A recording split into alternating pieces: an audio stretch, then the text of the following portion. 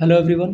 2023 के एंडिंग का और 2024 की स्टार्टिंग से ही एक बहुत ही ट्रेंडिंग टॉपिक बना हुआ था कि एक एंटी चीटिंग लॉ आने वाला है जिसमें 10 साल तक की सज़ा और 1 करोड़ रुपए तक का जुर्माना होने की संभावना थी। तो ये जो बिल पास हो गया था वो आज कल 21 जून 2024 को केंद्र सरकार द्वारा नोटिफिकेशन से लागू कर दिया गया है। यह एक्ट है the public examination prevention of unfair means bill 2024, जो कि अब एक्ट में कन्वर्ट हो चुका है। इस बिल को लाने की आवश्यकता क्या थी और इस बिल के अंडर क्या-क्या प्रोविज़न्स हैं, जिसमें क्या-क्या पनिशमेंट है, उन सब चीज़ों के बारे में मैं आज आपको बताऊँगा। फ़र्स्ट ऑफ़ ऑल, आप डे टू डे देख रहे हैं कि पर्टिकुलर बहुत सारे एग्ज़ाम्स में चीटिंग का बच्चों को सामना करना पड़ रहा है, जिसकी वजह से एक करता है और पूरा का पूरा एग्ज़ाम कैंसल हो जाता है। लास्ट ईयर जो यूपी का पुलिस एग्ज़ाम कैंसल हुआ था, उसके अलावा जो नीट का एग्ज़ाम हुआ, और अभी ऐसा कहना है कि एनटीए का जो एनईटी नेशनल एलिजिबिलिटी टेस्ट होता है, जो पीएचडी स्कॉलर्स के लिए होता है, उसमें भी चीटिंग की आशंका के कारण उस एग्ज़ाम को रद्द कर दिया गया है। इन्हीं सब चीज़ों से बचने के लिए सेंट्रल गवर्नमेंट ने ये लॉ लेकर आई है, the public examination prevention of unfair means act 2024। तो सबसे पहले इसमें क्या-क्या प्रोविज़न्स हैं और ये कहाँ-कहाँ लागू होगा, इस बारे में आपको जानकारी देना चाहूँगा। तो यूनियन पब्लिक सर्विस कमीशन जितने भी एग्ज़ाम कराएगा ऑल इंडिया में, ये लॉ उस पर लागू होगा। उसके अलावा स्टाफ सिलेक्शन कमीशन, यानी कि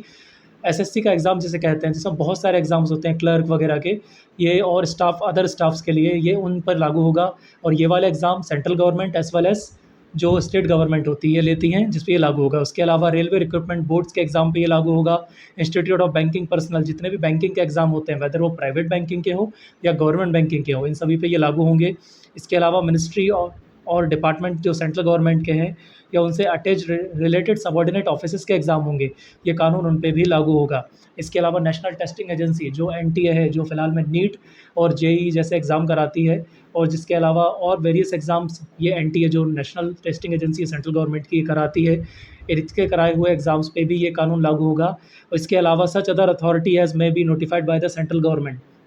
तो ध्यान रखिए, सेंट्रल गवर्नमेंट जो नोटिफिकेशन देगी टाइम टू टाइम, उससे रिलेटेड जितने भी एग्ज़ाम होंगे, उन सभी एग्ज़ाम की या और नोटिफिकेशन से उन एग्ज़ाम्स को इसमें इंक्लूड करते जाएगी, उन सभी कानूनों पे ये लागू होगा, उन सभी एग्ज़ाम्स पे ये लागू होगा। The public examination prevention of unfair means. इसमें सबसे पहले हम जाएंगे सेक्शन नंबर 10 पर। तो सेक्शन नंबर 10 में ये प्रोविज़न दिया हुआ है कि इफ़ एनी पर्सन और पर्सन्स रिस्टोरिंग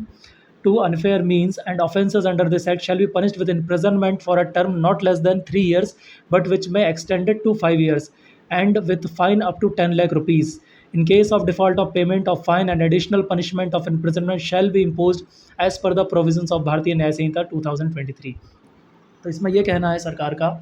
कि अगर कोई भी अनफेयर मीन्स आप एग्ज़ाम में लेकर पाए जाते हैं, ये स्ट्रिक्टली स्टूडेंट्स के लिए है, तो आपको 3 साल से लेकर 10 साल तक की सज़ा, इसके अलावा 10 लाख रुपए तक का जुर्माना हो सकता है। इसके अलावा इसका क्लॉज़ 2 देखेंगे, section 10 clause 2, the service provider, जो भी एग्ज़ाम्स के लिए सर्विस प्रोवाइड करते हैं, लाइक हमारा उनका सेंटर प्रोवाइड कर दिया, इंटरनेट कनेक्टिविटी प्रोवाइड कर दी, या बहुत सारी method systems, computer system provide कर दिए, हेडफोन्स प्रोवाइड कर दिए, वेरियस कंप्यूटर एग्ज़ाम जो होते हैं उसके लिए। तो जो सर्विस प्रोवाइडर होगा, वो अगर इसमें लायबल पाया जाता है, तो उस पे सीधा-सीधा सज़ा तो होगी, साथ ही 1 करोड़ रुपए का जुर्माना हो सकता है, 1 करोड़ रुपए तक का जुर्माना। वेयरएज़ आप क्लॉज़ 3 देखेंगे तो इसमें लिखा हुआ है, where it is established during the investigation that offence under this act has been committed with the consent or convenience of any director, senior management, or person in charge of the service provider firm, he shall be liable for imprisonment for term not less than 3 years, but which may extend it to 10 years, and with a fine of 1 crore rupees। जो section 10 का clause 3 है वो बहुत interesting है। यहाँ पर अगर आप किसी इंस्टीट्यूशन के या किसी सर्विस प्रोवाइडर के डायरेक्टर हैं, मैनेजिंग हेड हैं, या कोई बड़ी अथॉरिटी है या इंचार्ज है, और आपकी कन्वीनियंस के बाद ये सब चीटिंग वगैरह हो पाती है, तो इस सेक्शन में क्लॉज़ 3 में क्लियरली लिखा हुआ है, आपको 10 साल तक की सज़ा तो होगी, इसके अलावा फ़ाइन 1 करोड़ रुपए का होगा। यहाँ पर अप टू 1 करोड़ नहीं है, with fine of 1 crore rupees लिखा हुआ है। और डिफ़ॉल्ट ऑफ पेमेंट में इन सभी क्लॉज़ेस में, जो सेक्शन 10 क्लॉज़ 1, क्लॉज़ 2, क्लॉज़ 3 जो है, इन सभी में अगर आप डिफ़ॉल्ट ऑफ पेमेंट करते हैं, अगर आप पेमेंट नहीं देते हैं, तो according to the new law that is Bharatiya Nyaya संहिता, जो कि 1 जुलाई 2024 से लागू होने वाला है, उसके तहत आपको, जैसे प्रीवियसली आईपीसी में होता था कि आप पेमेंट नहीं देते थे तो एक पार्ट आपकी पनिशमेंट का बढ़ा दिया जाता था, वही चीज़ भारतीय न्याय संहिता के अकॉर्डिंग आपको फेस करनी होगी, आपका पनिशमेंट का पार्ट बढ़ा दिया जाएगा। और अभी फ़िलहाल में 1 जुलाई 2024 तक, जब तक भारतीय न्याय संहिता लागू नहीं होएगी, उस कंडीशन में as per the Indian Penal Code आपको पनिशमेंट जो प्रिस्क्राइब्ड है वो आपको देंगे।